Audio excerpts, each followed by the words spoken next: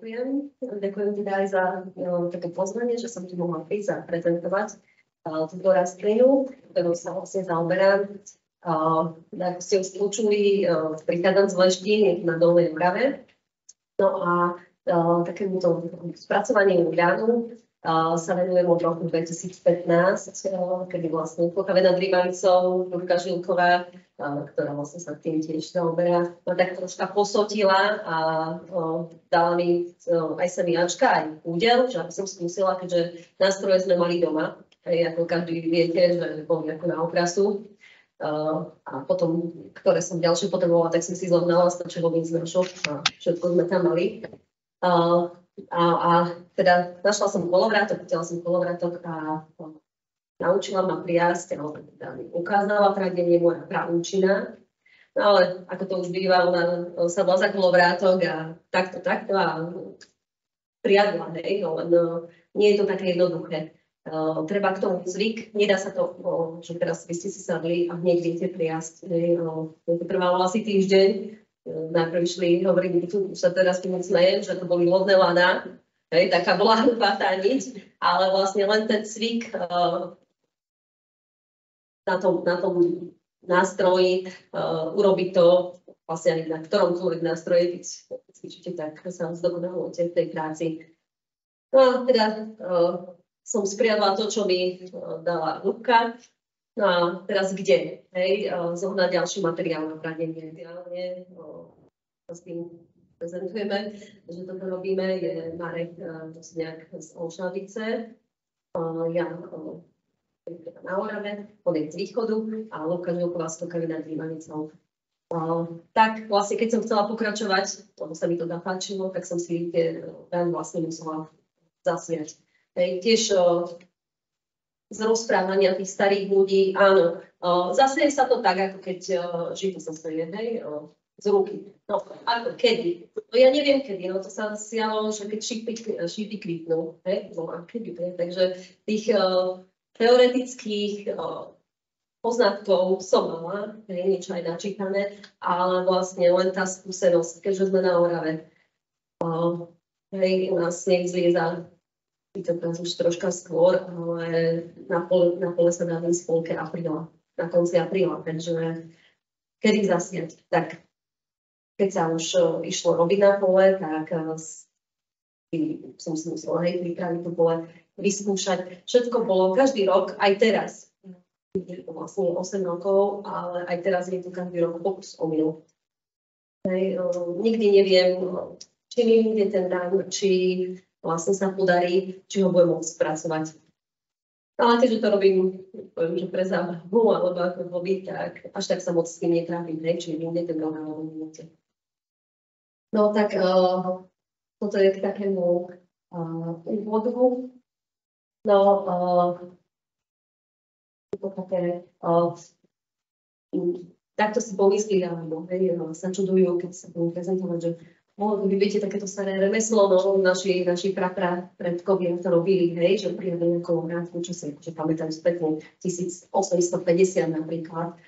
Ale ľan ako priadná rastlina, vlastne ako materiál, aj čo sa s ním vyrábalo, už bolo dávno pred našim letopočtom, v starovekom Egypte, však ľanové rúcha sa dokladá aj vlastne z múmy, alebo čo, že to bol ľan. Sú rôzne druhy ľanu, vlastne odrôd je či vyše cez 200, no ale u nám sa dostala zdáteľov. Ľan vlastne je rastlina, jednoročná rastlina, ktorú delíme na priadny alebo olejný. No a niečo ešte medzi tým priadny olejný. Ale nejaký rozdiel, olejník, takto, že to až sa to tak nedá môcť rozoznať. Proste priadny ľan u nás teraz nezoženíte semiečka oficiálne, že by sa tiež predávali alebo by sa udržiavali v tých bankách severných. Vlastne on vyvizol vtedy, keď sa prestalo robiť, keď sa prestalo siať, zanikli družstvá, ktoré sa zaoberali sejmou ľadu alebo spracovaním ľadu, ľanárske závody. No a vlastne, čo sa ku mne dostali semiačka, tak sú z Anglicka, hej, z rôznych iných štátov, ktorí si ešte to držia.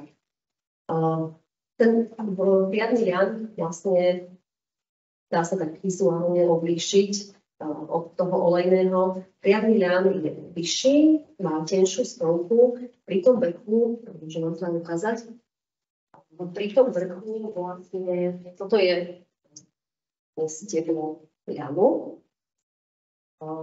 Pri vrchu nie je tak rozkonárený.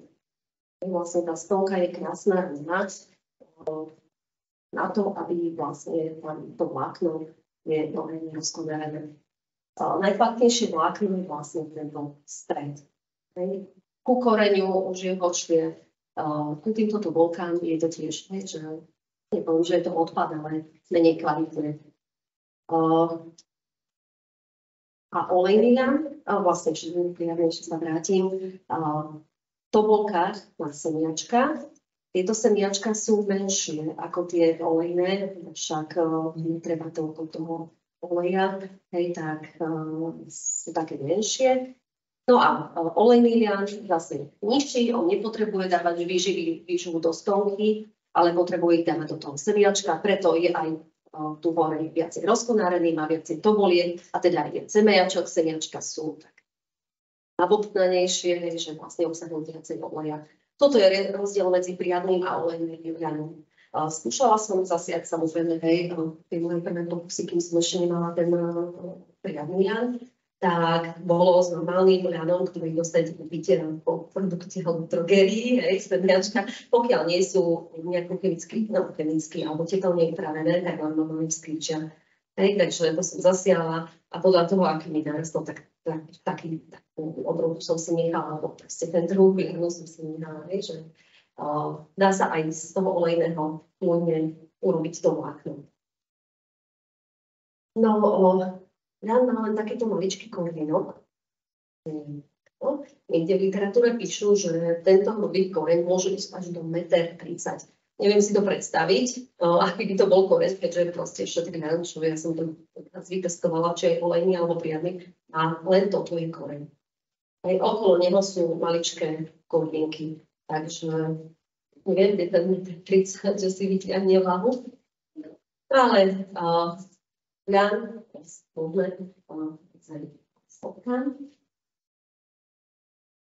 teda seje sa zvyčajne, kedy si to bolo po zamrznutých, to je teda po 18. máji, lenže teraz doba sa zmenila, počasie sa nám zmenilo, takže ani my nedopestujeme už nikdy taký ľan, ako kedysi, keď mám staré trávené, tak tá kvalita ľanu nedá sa porovnať. Vtedy sa mi zdá, že je taký mäkší, jemnejší. Tak sejeme ho ja ho sejem tak na konci apríla, teraz minulého, ešte tento rok to bolo 1. mája som ho zasiala, ako to dovolilo. Lúbka na kukáve ho seje už na začiatku apríla, a na začiatku na strede apríla. No, sejem ho do riadkov, osvedčilo sa mi to. Kedy si sa sialo z ruky ako zrnové, keď ste posiali pšenice alebo ovsa, tak vlastne z ruky sa nesial, potom sa pobránil. Toto sa mi tak neosvedčilo pri mojom testovaní, lebo pri ľane treba prieľadný. Je to síce iba raz, netreba tam chodiť ako do záhradky, že často, ale vlastne keď si predstavíte zasiate celé pole ľanu, vy po ňom chodíte, keď ho máte z ruky siaty, tak vlastne tú burinu, nedá sa vám tak vytrhať tá burina, aby ste nevytrhali aj ten ľan, alebo proste, neosvedčilo sa mi to. Neosvedčilo sa mi ani to, že keď sa on ten ľan len nevypletí, že teraz on skúsi. Tá burina ho zahušila, nebol taký pekný, potom poľahol, potom sa nedal absolútne trhať, lebo zmiešaný s burinou nie je to ono. Takže na začiatku mája, koniec apríla, do takýchto riadkov podať samozrejme si určiť. Môžete ho siať do brást, keď poviem. Vlastne musíte si urobiť rozmrvitú pôdu. Obyčajnými hrabičkami. Hrabičkujem, aby sa mi to rozmrvilo a potom poliskom hrablí vlastne robím si riadok alebo riadok. No a pekne tak rozroky semiačka sem do riadku. Nakoniec tie riadky prihrebiem za ňou. Vlastne tu už je zarovnaný. No a len vlastne on je taký rýchly. Sa mi teda osvedčilo tento dátum siatia, lebo vtedy je také ako keby oteplenie, kvitnú tie šípy. Šípy sú u nás trnky a šípky a vlastne po celej doline sú zakvitnuté tie trnky, voňa a hovorí sa, že keď sú zakvitnuté trnky, príde ochladenie. Aj to tak je, tak vlastne pred tým ochladením ho zasadím, potom keď je to ochladenie začne pršať. Tá vlaha vlastne pomáha tomu ľanu, aby vzkričil. Ľan má rád chlad a mokro. Takže je to ideálne, aby vzkričil. Toto už je vlastne taký dvojtýždňový ľaník. A tu aj vidno, že vlastne pomedzi tie riadky sa mi dá potiť. Je to robené, tie riadky sú na stupaj, šírku stupaje. Pohozu nepoláme, pomôžem troška ešte vidieť šít, asi tak po členky, vyššiu členkou, tak doň vôjdem s motičkou alebo s takým, sa to volá predvzdušňovač, čo bol predvzdušný, veľkú takú plynu, ktorá narastie, vytrhám, kde to jednoducho malá ešte nie je, a vlastne tým prekyprovačom prekyprím tie medziriadky. No a už potom dlho nechodím, možno aj skrz to nožím, neviem, čo iné, takže treba robiť inde, ale netreba, netreba sa do toho ľanu vlastne ho ani lámať, ani niekoho kopať, lebo keďže má ten maličký korienok, kľudne by sa mohlo stať, že sa namočí ten korien vyschol, tak by bolo sucho. Sú ako také medziriadky.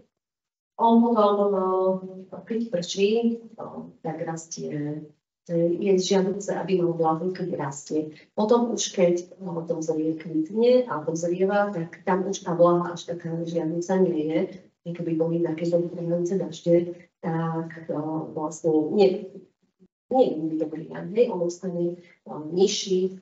Stalo sa mi, že som mala kyto, stalo sa mi, že som mala vlastne niečo pásať, taký by bol ideálny. Čo najvyšší ľan je ideálny, najideálnejší, tie vlákna sú potom jemnejšie. Aj keď je steblo vlastne tenké, tak je jemnejšie to vlákno. Už som nepovedala, že vlastne ľan sa skladá z dutej stonky. V strede je dutá stonka, okolo nej sú tie vlákna. No a vlastne, aby sme oddelili túto dutú stonku od toho vlákna, tak potrebujeme taký proces, keď to poviem, hnutia. Dá sa to urobiť dvoma spôsobmi. Buď močením, močile, vlastne ľan je zakrytý vo vode. Je to pritekajúca voda, pomaly pritekajúca a pomaly odtekajúca, takže keď poviem, ja to volám močená bažina, tak musí tam byť taká teplá voda. Vlastne, keď je to v lete, tak tá teplá voda. Skúšala som to robiť aj do toku, tečúcej vody, ale tam je studená voda. Ja mi ozelenil, vlastne nedalo sa nič. To som mohla vyhodiť. Takže zase pokus omyl. No a druhý spôsob je to prosenie. Vlastne sa nechá ľan zmoknúť, vyschnúť, vracia sa kedy na poli. A tam prejde zase tiež ten dlhý proces, len trvá to troška dlhšie, asi 3 týždne. No a vlastne to spôsobí, že sa dá potom to steblo oddeliť od toho vlákna. Je ten proces hnutia. Keby sme to neurobili, ja mám teraz vlastne veľmi je vytrhaný. Ako spoľa som ho doniesla v auguste, tak ostal. Nie je ani orafaný. nedá sa, hej, toho žmolím, už ste všimli, že na žmolím, ale ide to veľmi ťažko, hej, že oddeliť tú stonku. Potom vám ukážem na tom ďalšom, že ako to je. No tak teda zasiaky. Čakáme, kedy vyrazí do tej správnej výšky. Ľadu to trvá asi do toho zberu. On zasieťa po zber takých 120 dní. Ja mám to takých, no, tých 100 dní, 3 mesiace. Ako zase je júl, a na začiatku augusta ho už zberám. Tam je to tiež, nie je presný dátum zberu, ale proste odporúčanie, keď začne žltnúť. Hej. Keď začnú to volky hnednúť, no keď to je. Ono sa to aj stáva, že to je rozdiel iba 2 dní. Hej, že vlastne jeden deň prídete je zelený a o 2 dní, o 3 dní je už žltý.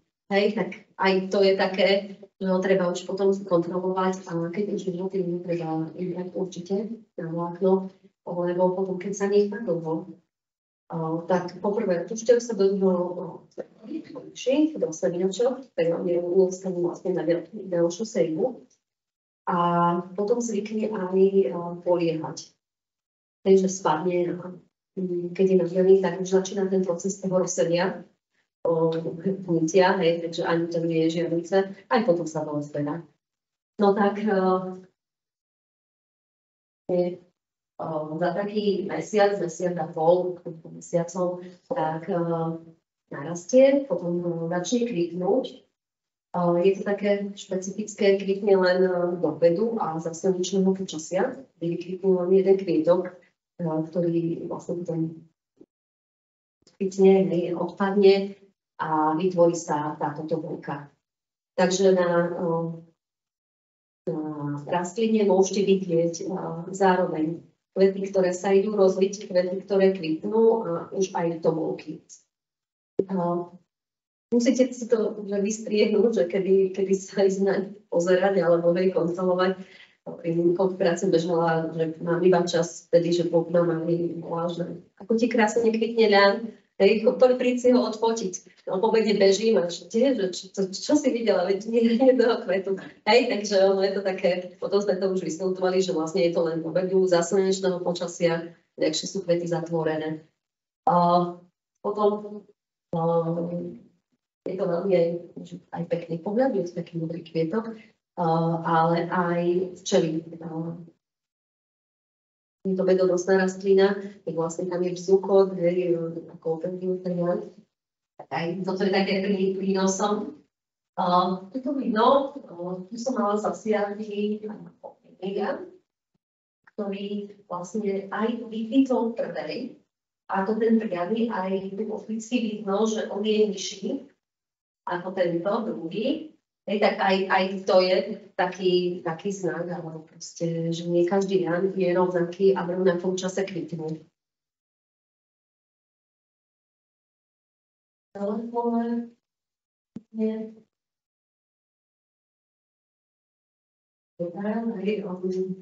Vlastne na tejto volke tu vidíme už toholky, tu je ešte nekvitnutý.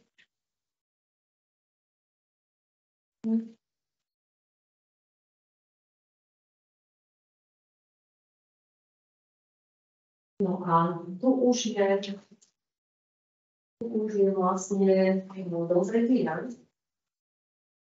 Vidíte všade okolo bojina, v tých medziriadkoch tam tá bojina nevadí, lebo on vlastne, keď vyrastie, on je vyšší. Tak tam to nehrá tak rolu, že by mu zacláňala. No a zradné vlákno sa zberá pred úplným dozretím, ktorý som už rozprávala. Nemôžem ho úplne nechať dozrieť. A vlastne je to také štádium, že od spodu, od koreňa on začne štolpnúť, hnednúť, začnú opadávať tie lístočky, také východné, a vlastne v tejto polovici tu je ešte taký polozelený a už to volky, keď musia byť na tej kytičke aspoň polovica týchto voliek takých polohnedých. Lebo keby som ich vytrhala, že sú zelené, tak vlastne nebo má semiačko dozreté na budúci rok na zasiatie. Vidno, že už tieto sú už dozreté a niektoré sú zelené. On potom samozrejme ešte pôjde, aj keď sa vytrhá, lebo vlastne ja ho nekosím. Ja sa nekosí, ale trhá sa. Tak vlastne mu neodseknem tú živinu, keď poviem, že vlastne on si to ešte z toho koreňa vie tak dotiahnuť a dozrieť.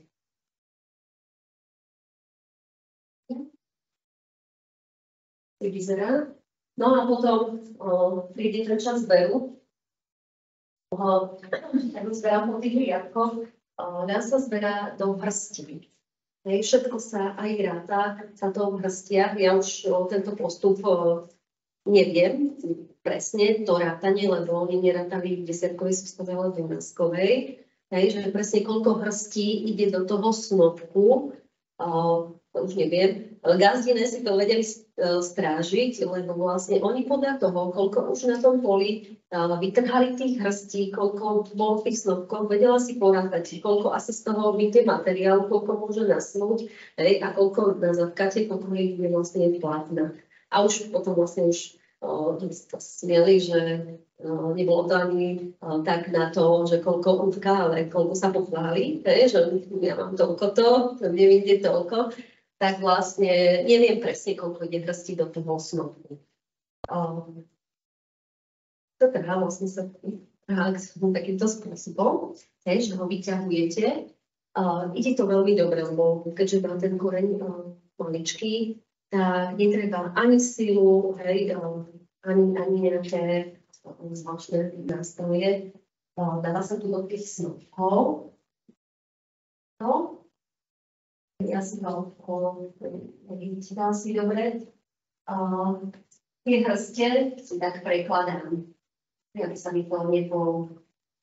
Lebo vlastne tento snopok ja budem znova rozberať doma a rápať do nule. Tak aby sa mi tie vršky, oni sa radi tak do seba zapliesnia, a on sa to potom povyťahuje cez tebla, zle sa to drží. Tak vlastne to tak potichne hľadá. Viažem si to do snopkov, tak to musím vynosiť, že tam vynosí do auta a zveziem to domov.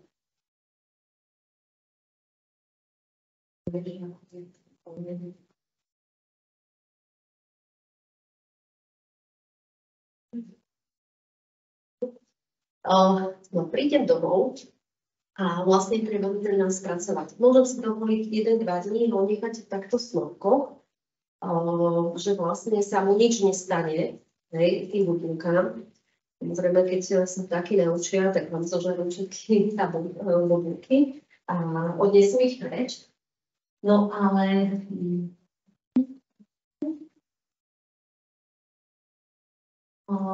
rátam ich na túto rafale.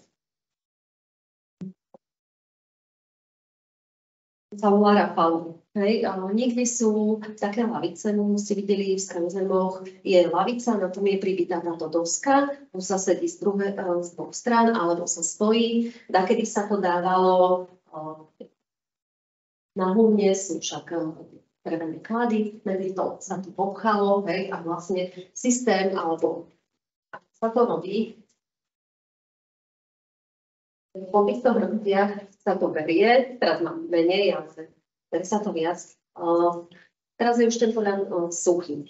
Len keď sa doniesie z poľa, je ťažký, je mokrý, poviem si, že zelený, tak väčší objem má. No a vlastne na tomto rafale, nemám kde, ale tak nazviem, áno. Vlastne z tieto zuby sa ťahá ten ľan, a on sa tam takto sa urazuje bobule preč. Ostane nám vlastne steblo.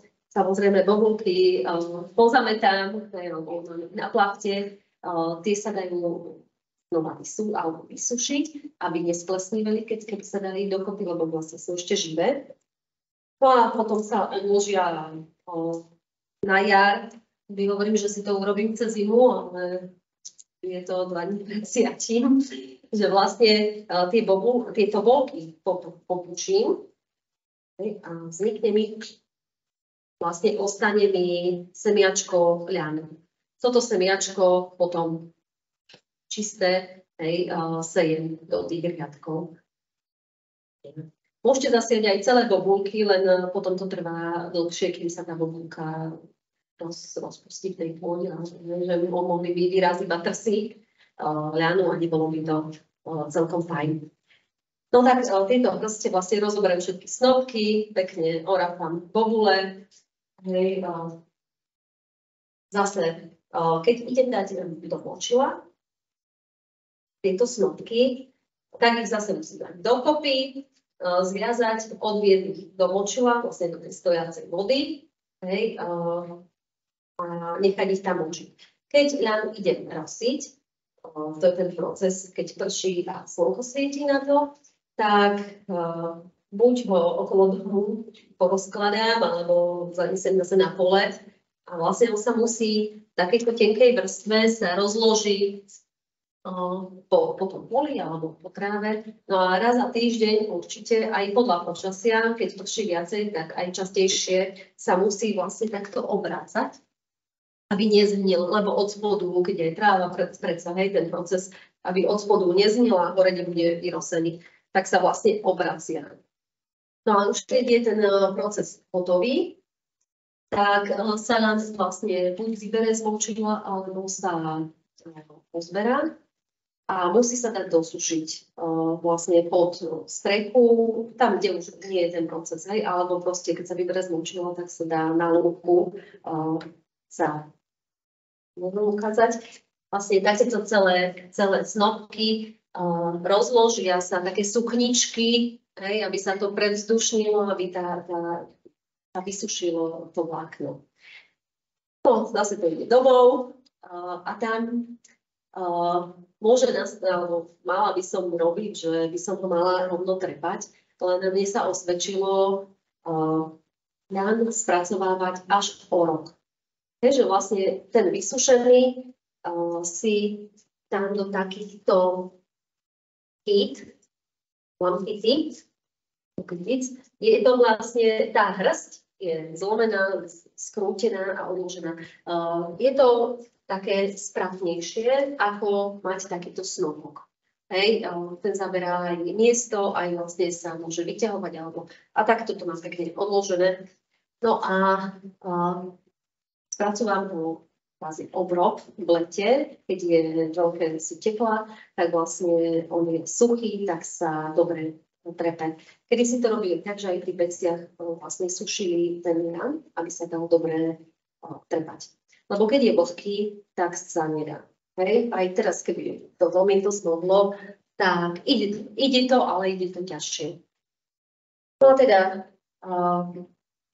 každý rok je iná farba ľanu, iná kvalita ľanu. Tak napríklad aj farba ľanu závisí aj od toho, či ho močíme, či ho rosíme, akým spôsobom vlastne sa spracuje. Takže napríklad tento sivý je z toho istého ľanu, z toho istého roku, len ten je močený, tento je rosený. Rosený býva sivší, ale hovorí sa, že je vlákno len jemnejšie a močený býva zase delší, ale že je to vlákno také na omak, že je hrubšie alebo tak pevnejšie. No tak toto už je vlastne taký polotovar, ktorý je spracované na týchto lamačkách, alebo trepačka, jedna sa volá lamačka, druhá trepačka, niekde trlica, všade na Slovensku podľa regiónov majú iné názvy, na každý nástroj. Ideme dúchať? Môžem dúchať?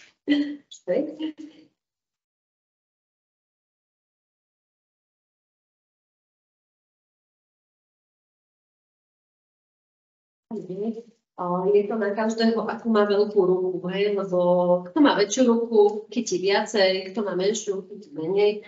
To sú vlastne tie hrste. Hej, tak keď som ho domyslel vkladať.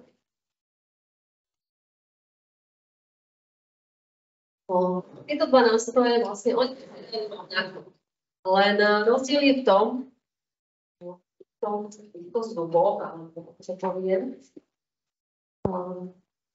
žliabkoch. Jedna má iba jeden žliabok, druhá má dva. Táto slúži lámačka na zlámanie ľanu. Kedysi sa aj si videli vo filmoch alebo kde búchkalo takým búchkáčom, vlastne sa lámal. Ľan, aby bol taký spratnejší, lebo keď je suchý, je vystretý, je tvrdý, vlákno alebo tá stonka ešte nie je polámaná. No tak to je takéto lámočka. Ona vlastne urobí takú pomoc. Ten ľan zláme. Zároveň to od toho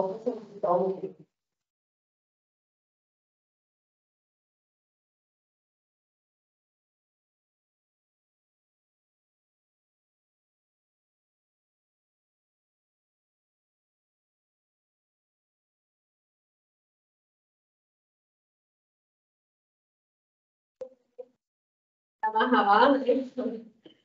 Predstavíte, že máte takto ručne vyrobiť celé pole. Toto je len jedna hrst, čo máte zasiaté na takéto ploche. Ako jedna stopa, tak je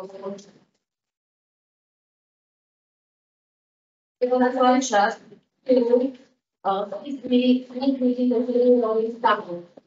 Vy sa to, vieš, tak vyučať, cesty, išli a robili to spoločne. Prácu výradov ste robili ženy. Tá práca bolo len zapiateľa. A všetko ostatné, či už spoločne, či vlastne robili ženy. Aj toto prepadne, robili to ženy.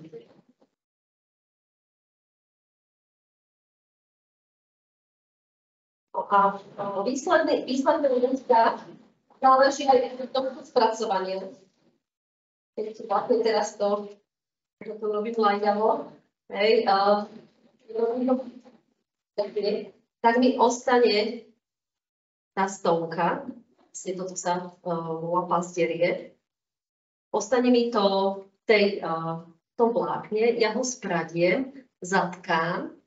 A to je to, čo každý povie, že ľan pichá. Nepichá vlákno, pichá tá stonka, ktorá sa tu zabudne. A vlastne to, keď je zapradené v skrute tých vlákien, tak je to ťažké odtiaľ dostať, ešte zatkaté, tak vlastne to vás bude štopať celú noc v tej plachte. Tak to je taká tá milná predstava, že ľan. Tak tu už mám, že tak zlámané hlavicu, ale toto nemôžem ešte ani česať, ani priasť, lebo tam ešte stále je to pastierie. A vlastne na tejto pretočke, alebo vytieračka, pravica, to vlastne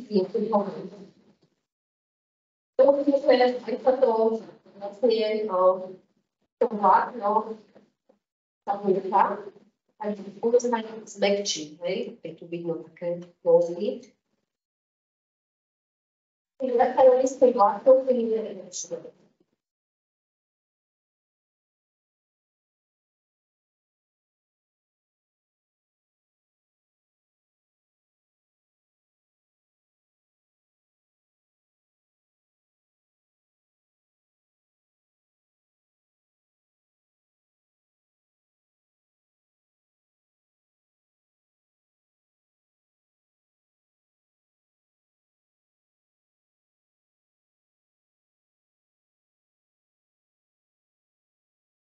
Keby to bola už aj tie koľkové časti, ktoré prihlásie, tak vlastne sa objavujú a odpalujú nám len to pevné vlákno.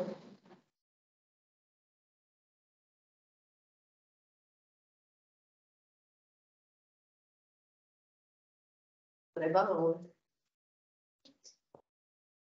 A keď už to máme vytrepané, tak môžeme ísť česať.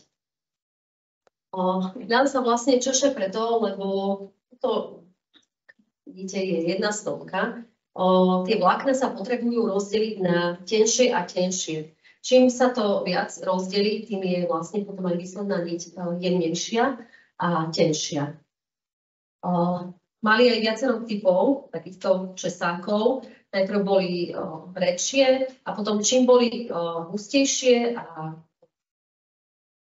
u sebe, tak vlastne bolo to vlákno jemnejšie rozčesané. Tu je tiež zase ten proces, že sa tie vlákna, ktoré sú slabšie, tak sa vyčešú, hej, že ostanú tam.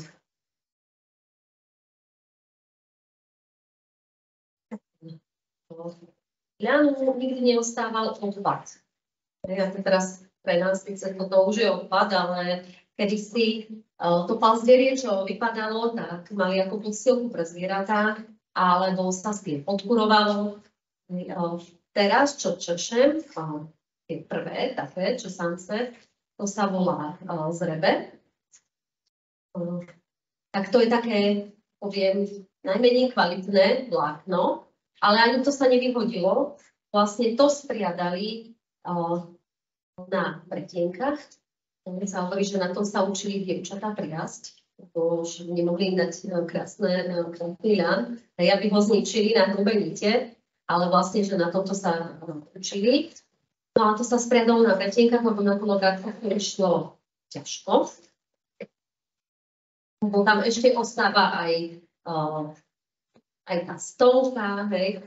No a z toho materiálu, alebo z tých nití, tam vlastne tkali vrecia, uteráky také pekné, ozdobné, ale vlastne také najmocné hrubé. Na madrace robili strožiaky, sa to nazvala. Sa dá sa normálne, na tom sa spí. Lepšia kvalita.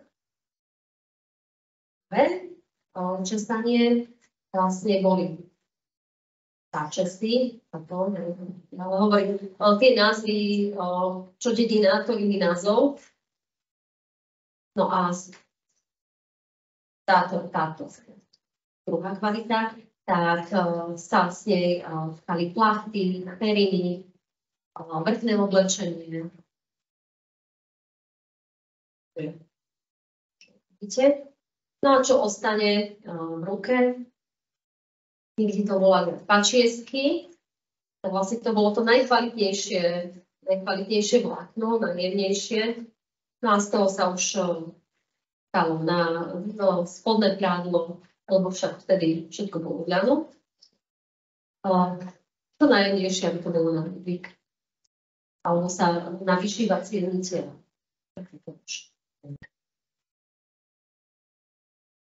No a s týmto česance, keďže tieto roboty sa robili vlastne keď tak rátam, že v auguste sa nám vytrhal, keď posuniem ten čas, tak možno až v septembri, keď sa celý tento proces urobil, tak nemohli si dovoliť stále len robiť s tým ľanom.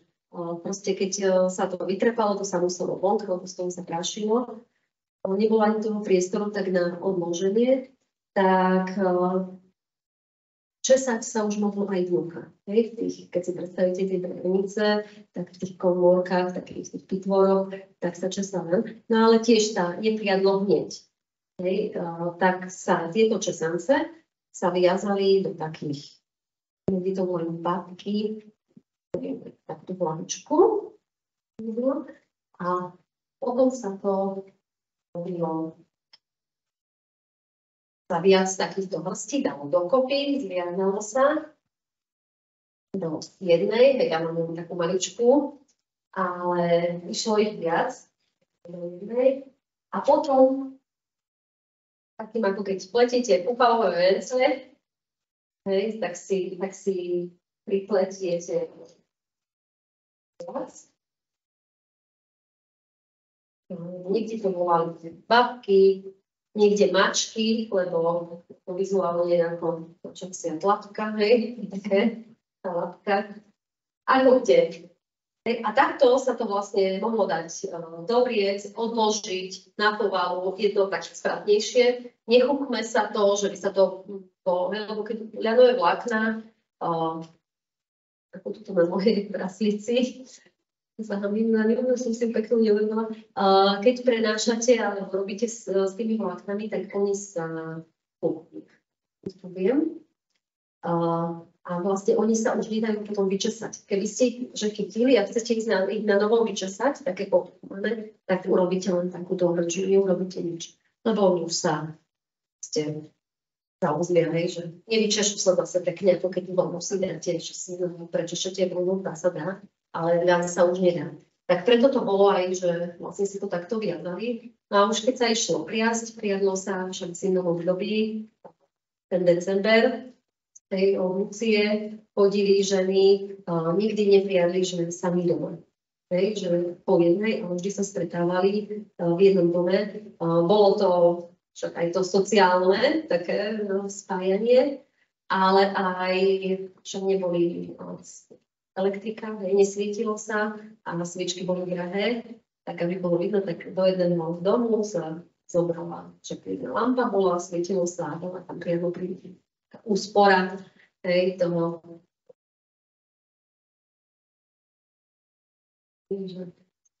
Vynášali sa, aj sa spoločensky stretli, aj vlastne spriadli. A pomáhali si, nie, že len sebe si spradiem, ale proste kto potreboval pomôcť, tak sa priadli domov dom. A zobrali si už len takú babku, rozmotali a urobili si údel. Údel sa robí tak. Vlastne zoberú sa viacej takýchto česancov. Aha.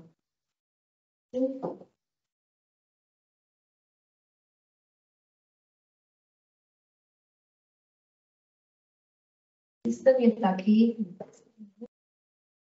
že sa musia tie vlákna, nesmú stať takto spoločne.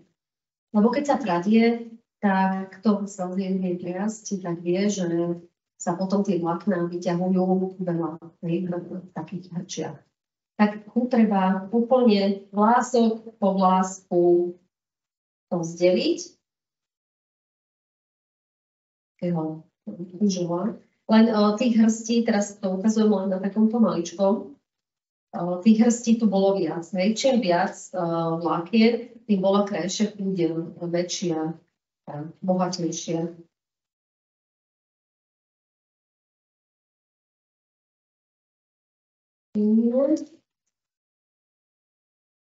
Potom vlastne na praslicu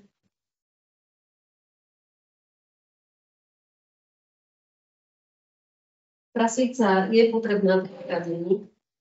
Nedá sa viazať len z ruky, ako je to v vode, lebo má dlhé vlákna. Nedá sa držať, proste ono by sa tu spúpnalo. A vlastne takáto sukienka sa dá na praslicu. Vlastne natočí sa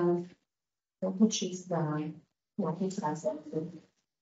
Čím je viacej ľadu, tak je tá údel krajšia, objemnejšia.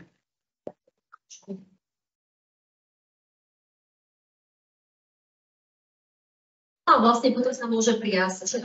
Priadlo sa, prvotne sa priadlo na pretienkach. Pretienko je iba obyčajný, takýto drevený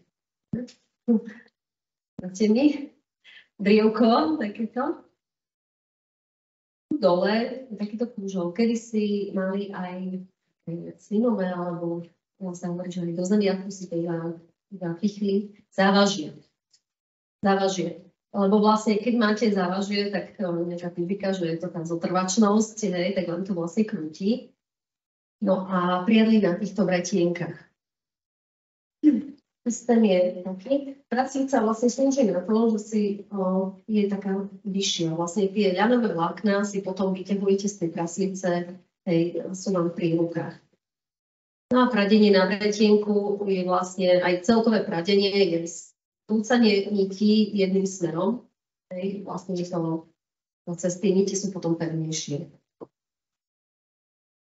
No a takto sa to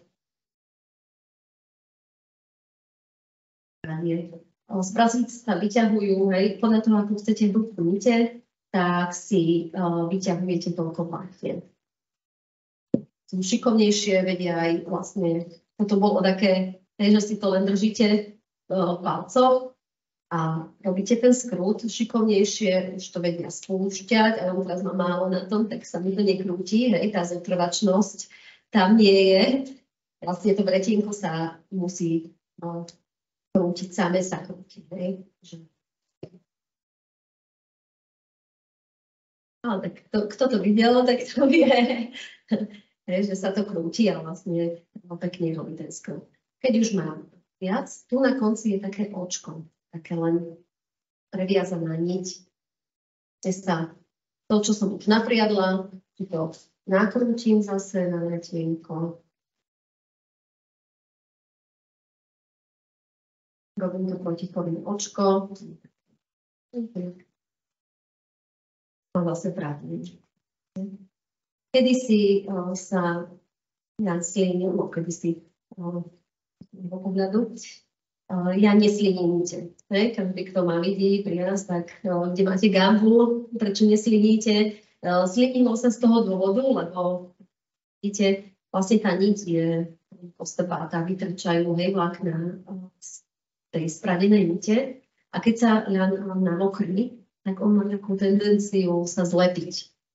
Tak vlastne tie sliny, to mokro, a keď prechádzala palcami, tak vlastne vyhladili tú niť a netrčali tam tie končeky a vlastne on sa to znakilo.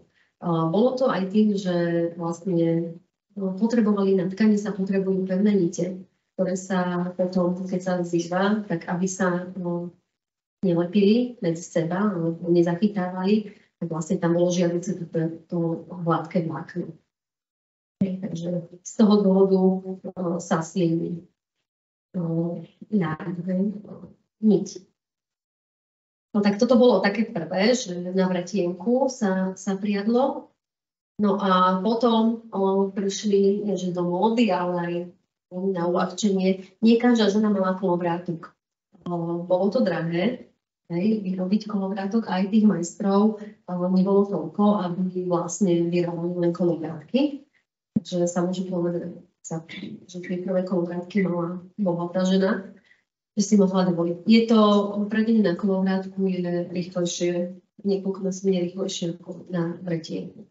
No sa hovorí, na kolovrátku je ten skrut taký pevnejší ako na vretienku. Na vretienku si viete ten skrut vizuálne skontrolovať.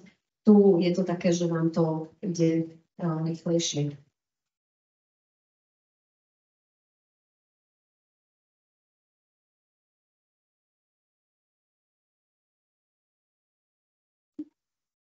No, ešte jedna nevýhoda tých nití, ktoré nie sú spevnené, nie sú oblízané, zachytávajú sa vlastne na háčikoch alebo na vrete.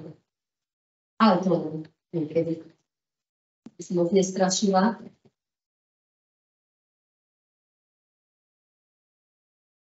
No, princíp kolovrátka je to, že vám vlastne skrúca tie nite a zároveň ich navíja na cievku.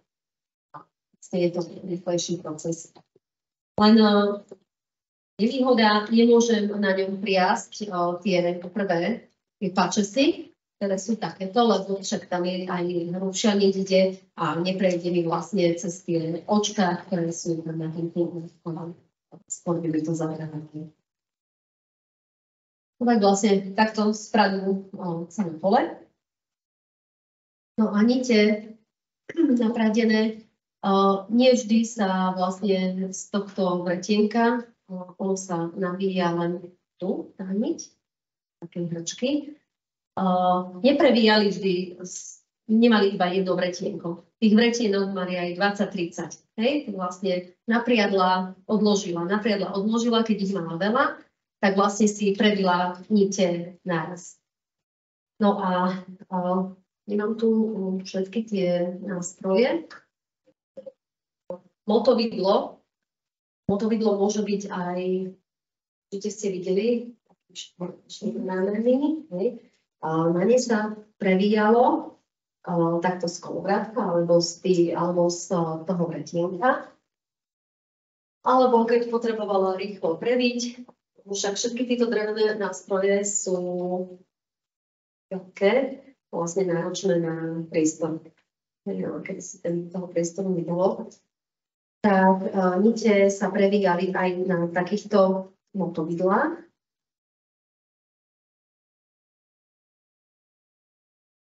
A všetko vlastne malo svoje počítadlá alebo rozmery, tiež aj tie ramená boli meter od seba vzdialené, aj toto motovidlo by malo mať meter. Takže viem, že keď tu prevíjem niť, tak tu budem mať 4 metre. Lebo prevíjam ho tak, ste si všimli, že je tak krížne. Keď to dám dole, tak mi to bude celé pradeno. Takže niekoľko kolovrátkov, niekoľko špúly z kolovrátka ide na jedno pradenie. Potom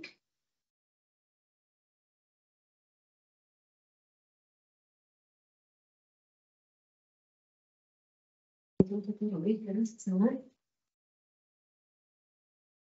Toto vretena, alebo z toho veľkého vretena, sa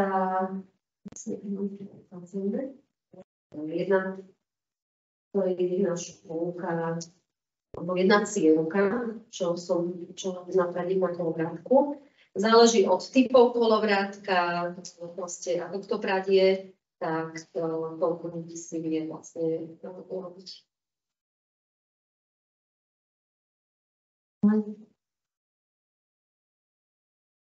Cítite. Pradenko. Kedysi ja tento proces vynechal. Tieto pradená vlastne zvážali lúhu a lúh je vlastne drevený popol a vriaca voda. Vlastne sa takéto celé pradená dali variť. A malo to za ten účel aj tiež tá voda spevnili tie vlákna, vybielili sa zase a zmekli. Nie je tak, že úplne boli mekúčka, ale vlastne ten účel tu malo, ten chemický procesy tam prebehli. Dneska, až máme práčky, tak už hotový polát, viem dať do práčky, tak sa nemusím s tým, ale vtedy to nebolo. Tak oni si nite prali, potom ich nechali vymrznúť na gánku, tak aj ten mráz vlastne tomu zase pomohol ten proces. No a potom nite sa vlastne zvíjali.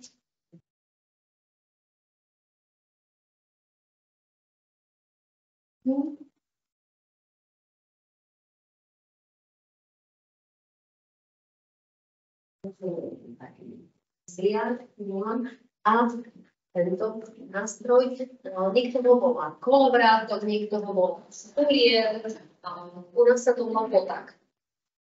On slúžil na prevíjanie týchto nití, už teda opratých, keď si viete predstaviť, že to mám vlastne rozložené, a prevíjalo sa to na fajfu. Fajfa je taká špúlka,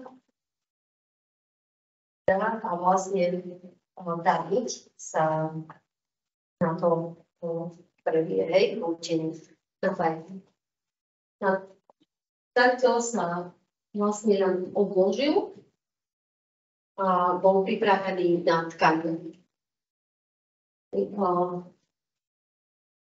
Potom, keď si prídete bližšie pozrieť, rôzne farby, rôzna kvalita.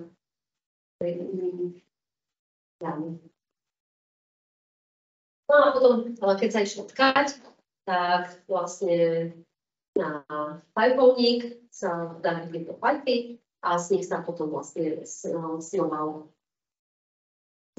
určite každý poznáte. Dochodené. I vlastne sa snovala osnova. No a keď sa takto pripravila osnova, tak vlastne sa mohlo nabiť na krok na Ešte som zabudla povedať, pri tom pradení z týchto zrebe sa dalo aj brúgať. To je brúga. Nepoviem, že prvotne sa využíva na vlnu, že brúganie vlny, to je vlastne tiež pradenie, je to tiež systém kolovrátka. Vlastne jedným smerom sa stáčajú vlákna. Potom tieto nite sa vlastne voskovali alebo natierali masťou alebo olejom a vlastne to boli drátky, s ktorými sa šilo. Takýto spôsob ešte pradenia. No, ľanu potom sa aj tkalo plátno rôznej kvality, samozrejme z najlepších nití, najmenšia kvalita, najtenšie niti, najlepšia kvalita, kedy si vlastne Horná Orava bola top pracovateľom ľanu, pradením, zubrohlava, klín bobrov, boli vychýrení vlastne tkači, čo vlastne spracovali ľan. A tento ľan bol tak kvalitný, to plátno, že ho vlastne vozili po celom svete, mali sklady v Egypte, vlastne sa to volalo, že to je na Hauswirku a predávali to po celom sveta. Tak vlastne oravský ľan bol top. Možno aj kvôli tomu podnebiu, lebo vlastne na juhu sa ľan urodí sa, ale nie v takej dobrej kvalite ako na severe. Preto aj berete si juh Slovenska sa pestovalo konope. A vlastne tam aj ostalo, hej, a u nás sa lepšie dajú ľanu, tak vlastne ľan vytlačil konope. No a potom prišla bavlna a vytlačila všetko. Teraz prišli plasty a vytlačili všetko. Som si môžete pozrieť vlastne rôzne vlákna. Vtedy ľanu robili všetko. Nie len oblečenie, ale aj takéto som našla na pôde na pratitke. Periny, proste obliečky na periny, všetko bolo slizliame. A vyzdobili si to, že vyšivkou alebo nejakým špitím. Tak vlastne toto celé. Kto tká, tak vie, že aká je to práca utkať. Že sú 2 metre ľany, hej? A to je len utkať plátna. Nie je to ešte spriasť, spracovať ho, hej, tak veď vyskúšate si to, tak uvidíte, ako to je, či uvidíte, či nie, či by sme sa ešte vrátili do tej istej doby, ako to bolo kedysi. Bola to namáhala, dneska môžeme povedať ako hobby. Ešte z toho ľanu prioritne sa tká. Skúšala som aj hačkovať alebo štrikovať. Nie je to dobrá práca a niektoré skúšala som si, že urobím si také letné topánočky.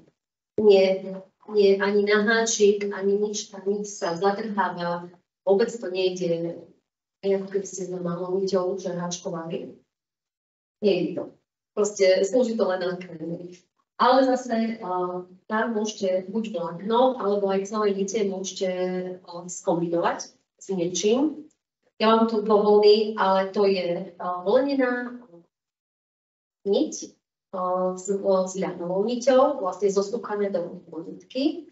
Tak existoval takýto materiál, ale už som videla dievčatá, čo vlastne do vlny začesali ľan.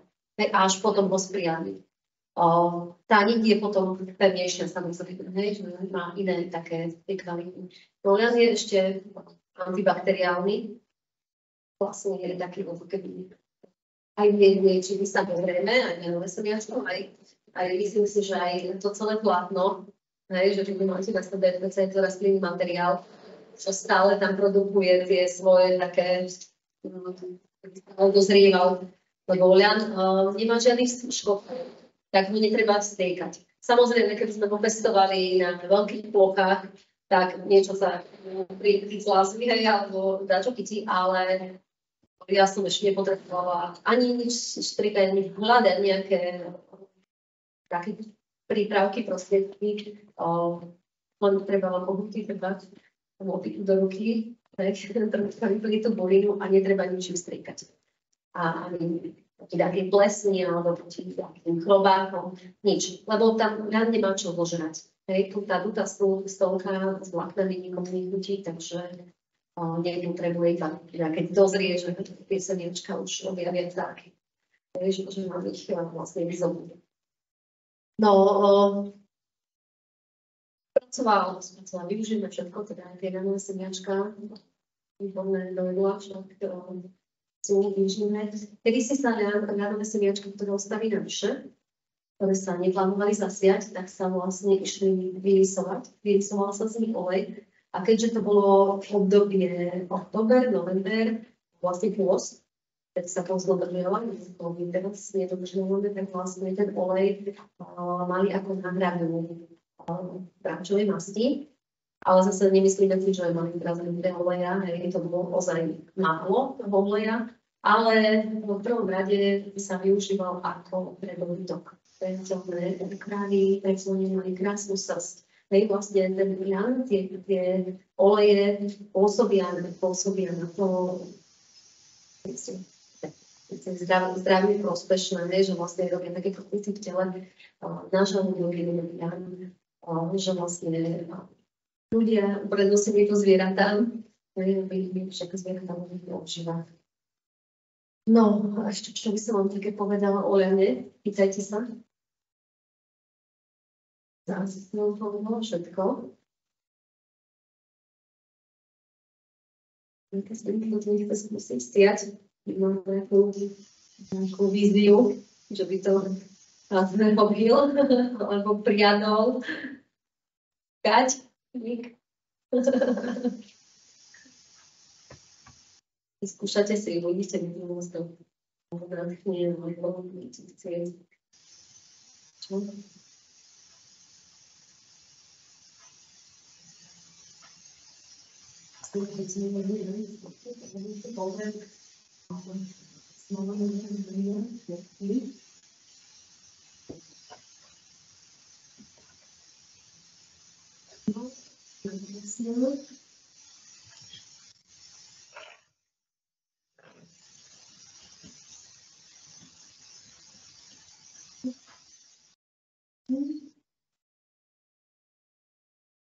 Toto sme objavili v Trúbici na povale, vlastne bola zamknutá Trúbica a v nej takto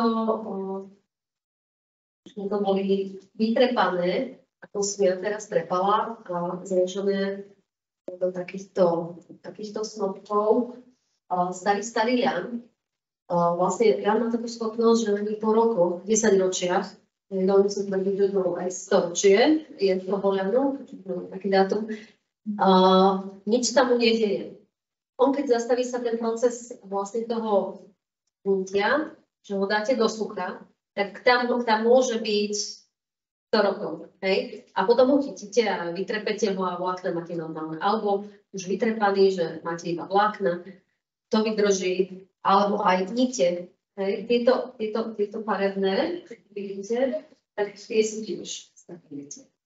Neviem ani, čím sú farbené, akým farbivom, ale keď si zoberieme, že v 50.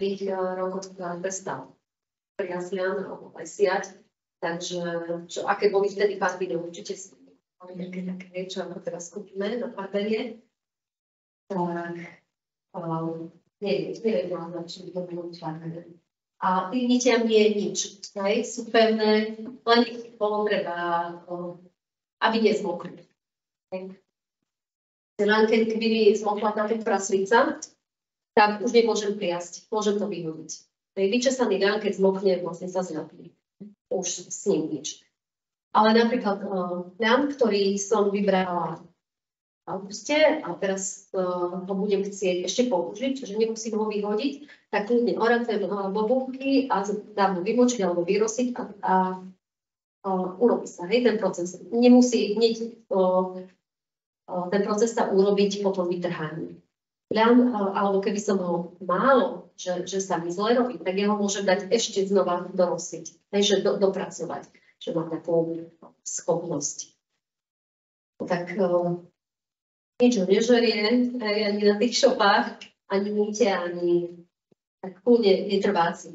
Potom aj rôzne plátna, že keď ho máte už utkaté a máte ho vložené v truhlici, to je už staré, tak nič mu nie je. Nepreleží sa, proste mole do ňoho nejdú.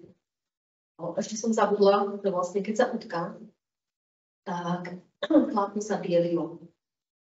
Celé takéto plátna sa nad potok alebo na lúku, na kolíky a polieval sa vodou. Slnko svietilo, voda, slnko. Zase ten proces, čím viacej ho chrlíte a sušíte na slnku, je mäkší a veľší.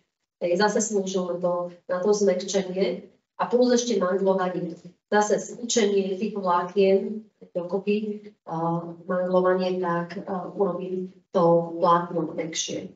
I keď v tejto dobe, keby sme chytili to najjemnejšie plátno, ktoré kedysi vyrobili, tak by sa nám stále zdalo, že je úplne hrubé, draplavé, nebo si ho už rozmaznaný a už nevieme. Tak zdalo by sa nám to stále hrubé. Toto napríklad ja teraz dám do osnovy bavlnenej, do pampu, a zatkávam ľadovou niťou, lebo to by som musela sedieť iba pri koloriátku, aby som si napriadla na osnovu 800 nití, tak dávam do osnovy a plus ešte útok, tak kilometre a kilometre nite by som musela napriasť, aby som urobila čisté ranové plátno. Tak vlastne toto je bavlna ľan. Potom, keď už išla bavlna, tak samozrejme tiež dávali osnovu bavlnenú a zatkávali ľanom, aby to bolo jemnejšie, no a už potom zatkalo iba bavlna, aj keď už nebolo. Potom plátno sa môže na ne odtlačiť, ste určite počuli. Toto je odtlačené plátno, len nevýhoda je v tom, ako aj tu vidíte, tu mi urobilo s tým plátnom, keď sa namočí, tak sa skrkve, ako poviem, pokrčí, tak áno, pokrčí a pri modrom tlačí vlastne do tej kytky, keď sa dáva, tak ono musí byť pekne rovné, keď sa dáva von, keď ide von, tak vlastne je pokrčené a už potom nechytí tá modrú tlač až tam, a ešte keď aj tak keď som si dávala modrú tlačiť plátno, povedal modrú tlačiar, že musím mu dať 10 metrov, meter mi neurobí, ja som potrebovala na skúšku, že ako sa to dá správať. 10 metrov, keď som si pomyslela, že 10 metrov, a že neviem, či to vyjde. Že mi skazí 10 metrov plátna, tak bola zlé, ale chvála Bohu, to vyšlo, toto je len taký pacoch. A tu vidíte, čo sa vyšlo. Je to na starom plátne, takže to originálne plátno staré, modré tlačené. Plátno že nevýhodu, že sa krčí, treba ho riadne žehliť na vlhko, aby sa vystrelo. Je aj ťažšie, keď ste vidíte aj skúsiť, že je to oblečenie ťažké. Toto sa stočné, tak zase tiež porovnanie nosené, aké je vnúčké, je to lajblík, aj táto sukňa, s tým, ktoré robím ja napríklad, aj keď už to zatkávam do bavlny, je to plátno stále, poviem, hrubé. Lebo vynechávam ten proces toho zvárania nití, ktoré nite aj zjemňujú, vynechávam proces bielenia, vynechávam proces mandlovania, ale používaním, toto je vlastne surové utkané, ale používaním, som takú skuchyňovú čierku, používaním vlastne vidíte to aj na omak, aj vlastne vizuálne. Takže ten ľan vlastne belie a mekne. No a potom musíme mať len plachty ľanové, môžete si oblečenie. Výhoda letí chladí, zime hreje. Pak, keď si oblečíte ľanové šaty alebo na oblečenie, tak vám je úplne príjemne, ako keby ste ho ani nemali na sebe. Úplne antistatické, že vám nepriťahuje elektrínu, teda ani prach, hej, že nekope vás.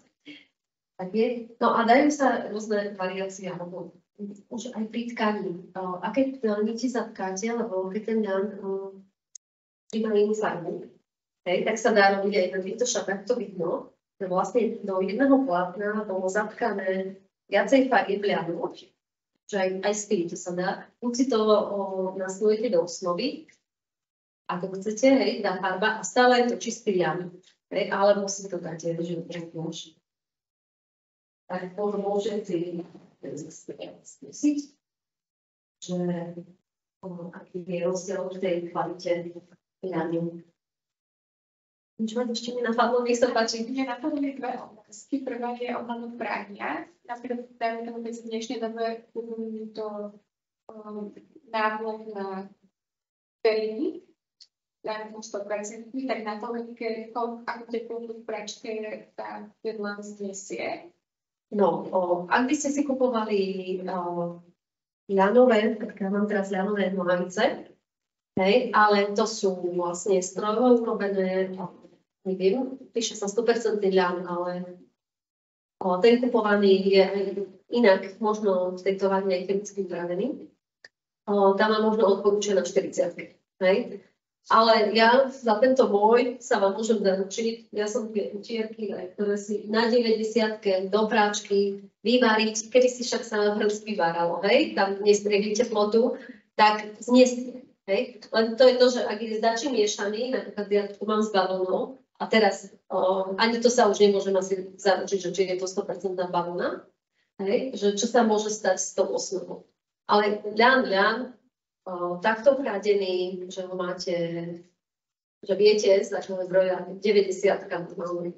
A takisto druhá otázka, že keby ste si vymali na svým vám vyrobili metráž, to že ako to, či to viete odhadnúť, alebo či to nejako máte vypočítané. Viete čo, ja som to nepočítala, každý sa na to pýta, že koľko mi trvá spradenie, ja neviem, 100 metrov nite, koľko mi trvá 10 cm plátna. Nemám to porátané, lebo poprvé sa to nedá, lebo tieto činnosti robím, že keď sa mi chce. Hej, takže nesedím celý deň aby som utkala meter plátna. Neviem to naceniť, no len môžete trátať teraz do pôdy, hej, zasiať, obrobiť, koľko vám treba k tomu chodiť hodín, koľko vám treba tej fyzickej námahy, a to máte len pol, hej. Potom, koľko vám treba toto urobiť, kým máte nite, a keď pôjdeme ku prosnám, tak si zrádali, koľko vlastne metrov ide do centimetra. Hej. A potom, keď potrebujete ušiť minimálne možno z 2 metrov, takže si potrebujete košelu ušiť, tak kde si kto si to rátal, neviem, či by rátal, že jedna košela 300 €. Hej. Ale to je tak, neviem, áno, či je tak zarátané, je to také, ešte niečo navyše, hej, no, nekúpili by ste si to. Hej, nie je to také, nie že rentabilné, ale možno by ste sa našla jedna, hej, ale že by ste si jednu košelu, ale takto, že by ste si urobili šatník z toho, že chcete nosiť ľan, alebo teda bytové doplnky, je to dosť také drahé, hej, tento dobe. Lebo ja nemám stroje, hej, že keby ste to zasiali vo veľkom, spravia vám to stroje, potom to hodíte celé snopky do nejakých strojov, hej, keď tak poviem, že to urobia oni, len dozeráte alebo vkladáte tam, tak by to bolo určite lacnejšie. Hej, a spriadacie stroje, no nie je to lacnejšie. A máte takú zákazku napríklad, alebo metráž na nejaké. Viete čo, áno, ale vždy odmietnem.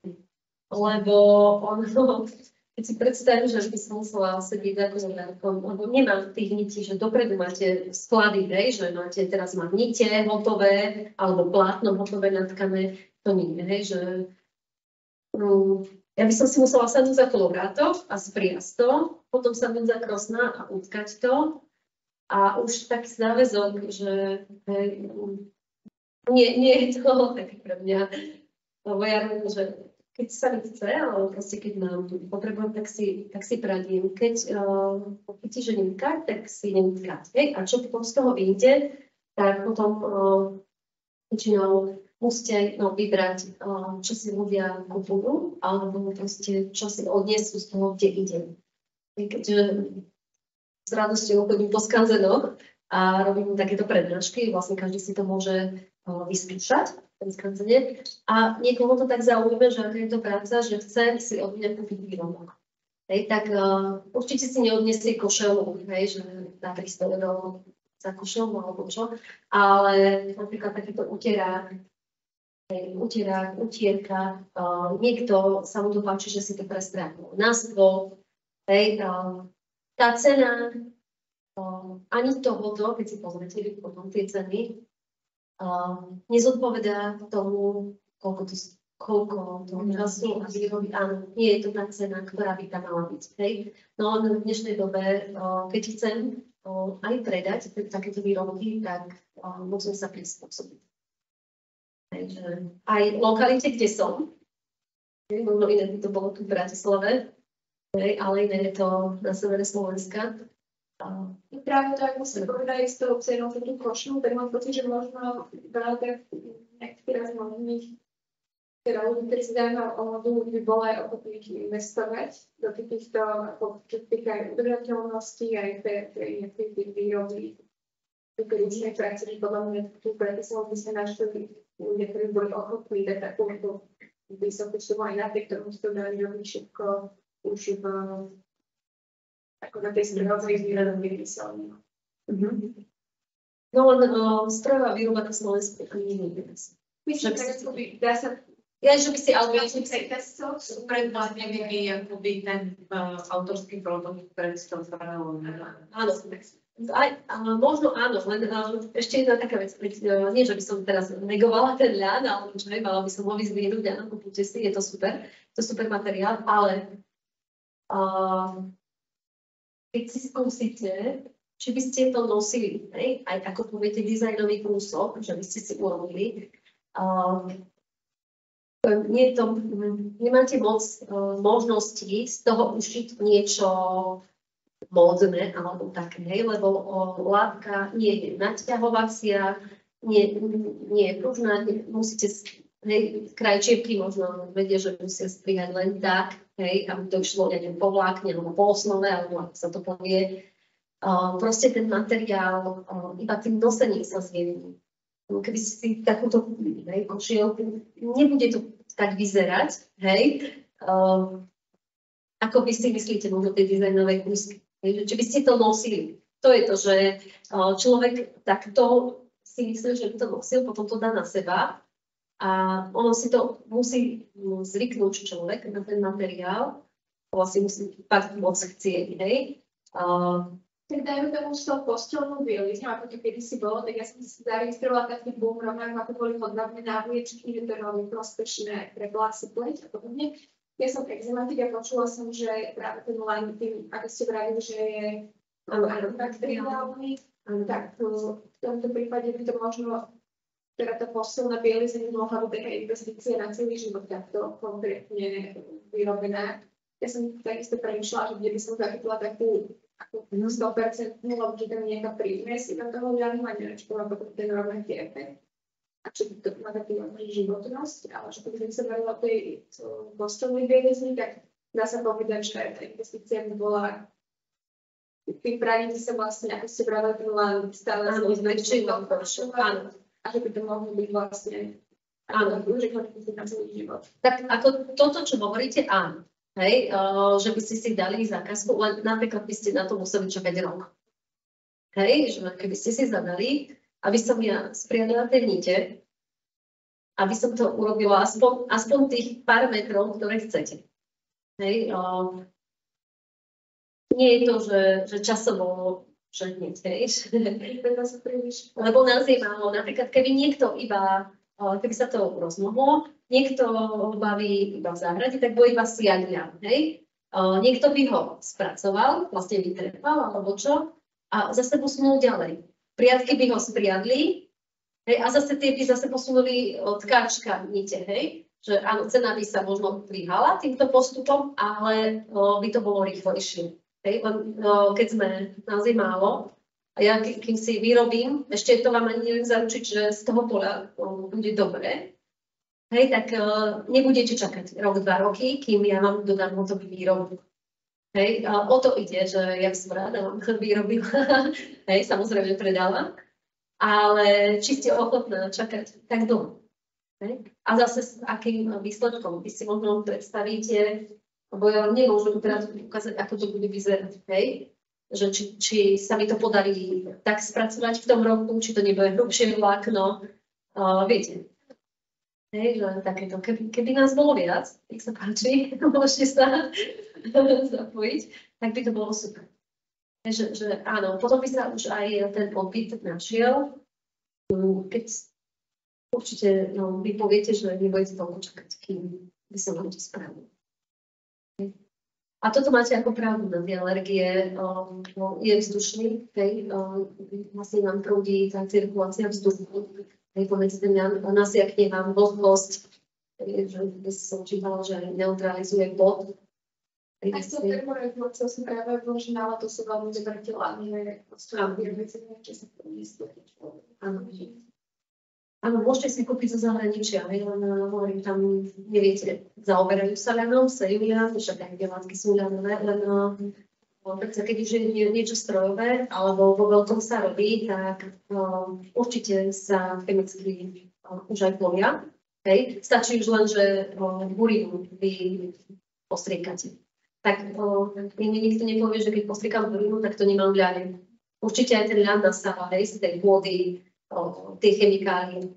Hej, no a potom, keď sa niečo ide do závodu, tak tiež nemôžu si možno dovoliť týždeň močiť, hej, ľan, aby ho mohli spracovať. Tak tiež sú tam možno nejaké procesy, ktoré tam máte 100% ľan, že to vlákno áno, je s ničom, s nejakou prímesou, ale či je napustené, hej, to vám je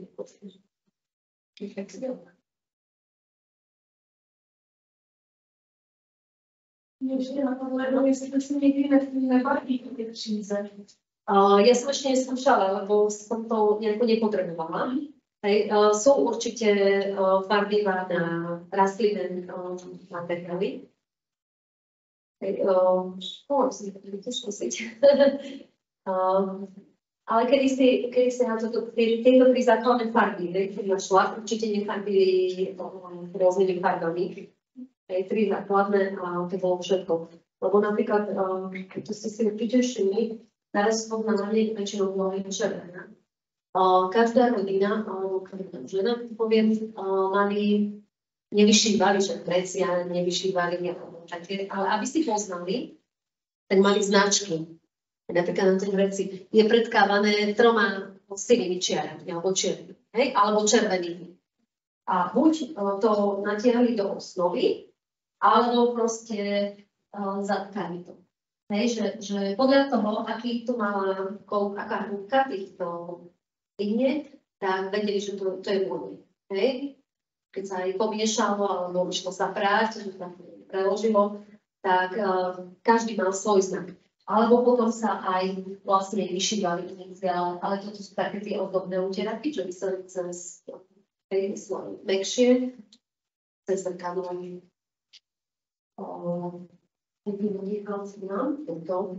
Že vlastne už keď sa tkalo, tak sa tam vytkával ten vzor, ktorý označoval vlastne hodinu.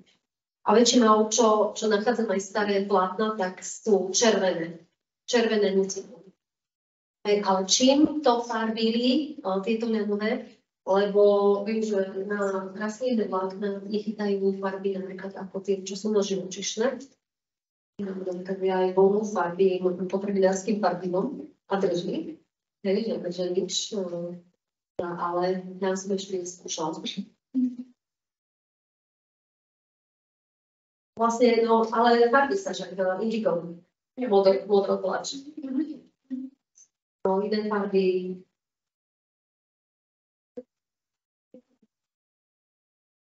to tí spolužiaci ešte niečo robiť zohnať tie nástroje, alebo je niečo, ktorý vyjde. Ktoré sú historické staré, alebo sa nejako ubíja. Viete čo, po starých dreveniciach alebo šopách, hej, to sú tieto pôvodné staré. Ale stolár, každý stolár by vedel, alebo čo robí s drevom, vám vyrobiť takéto nástroje. Len si odkúkal, to sú absolútne základné, nič tam nie je také technické, jednoduché to.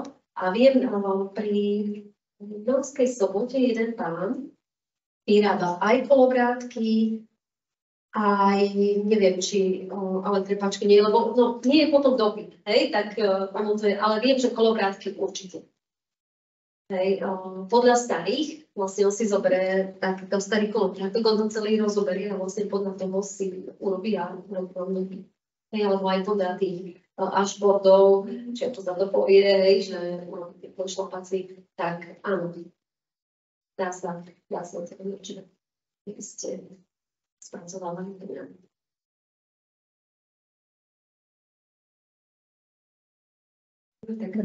Tak ďakujeme pani Kovalčíkovej za inšpiratívnu prednášku a vám ďakujeme za pozornosť. Pokračujeme zajtra. Ďakujeme.